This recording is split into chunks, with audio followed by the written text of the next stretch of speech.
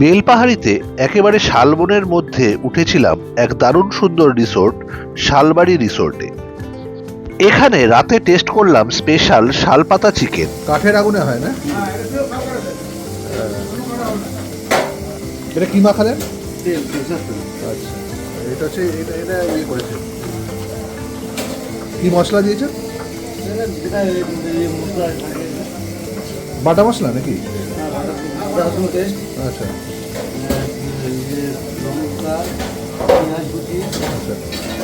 রসুন।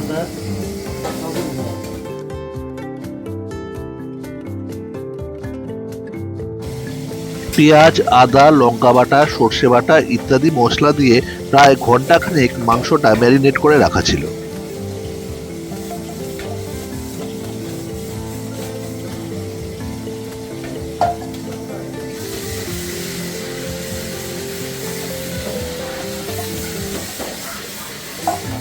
হ্যাঁ হ্যাঁ, ওই দেখছি জিনিসটা, শুনি এত। শালপাতার মধ্যে মাংসটা লোহার সুতো দিয়ে ভালো করে বাঁধা হলো।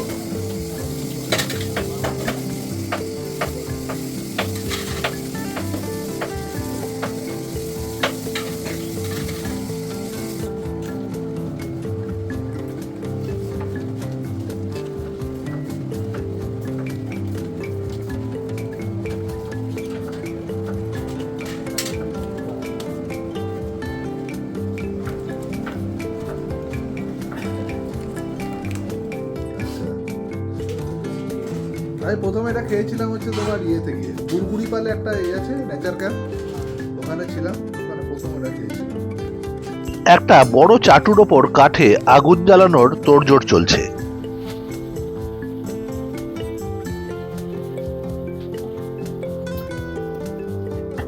কাঠে আগুন মোটামুটি ভালো করে ধরে গেলে তবে শালপাতায় মোড়া চিকেনটা দেওয়া হবে।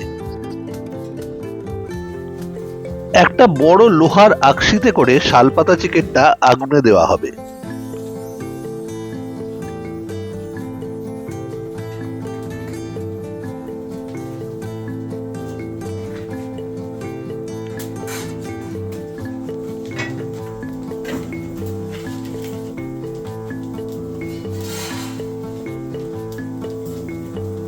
দুটো শালপাতায় মোড়া চিকেনই বসিয়ে দেওয়া হলো ডাইরেক্ট কাঠের আগুনের উপর।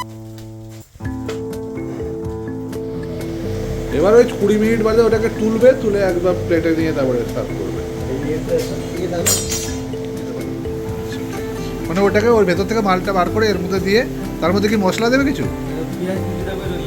পেঁয়াজ কুচি, লেবু দিয়ে। যত বেশিক্ষণ চিকেনটাকে আগুনে রাখা হবে তত বেশি সুস্বাদু হবে চিকেনটা।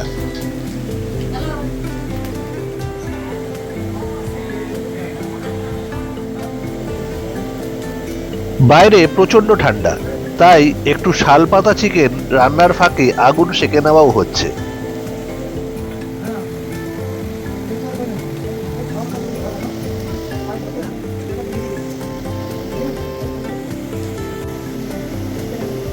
দেখতে দেখতে পুরো শালপাতাটা একেবারে কালো হয়ে গিয়েছে। একটু উল্টিয়ে আবার আগুনের ওপর চাপানো হলো।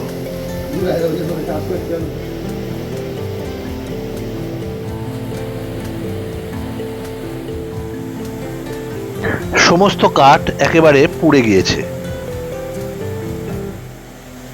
শালপাতাও পুড়ে একেবারে কালো হয়ে গিয়েছে।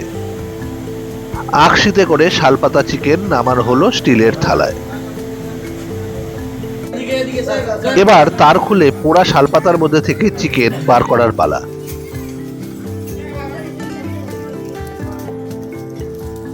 ভিতরে হলুদ শালপাতা চিকেন থেকে ধোঁয়া বেরোচ্ছে, সুন্দর গন্ধও বেরিয়েছে। শালপাতা ছাড়িয়ে প্লেটে তুলে নেওয়া হচ্ছে চিকেন। পাশে সাজানো রয়েছে পেঁয়াজ কুচি ও লেবু।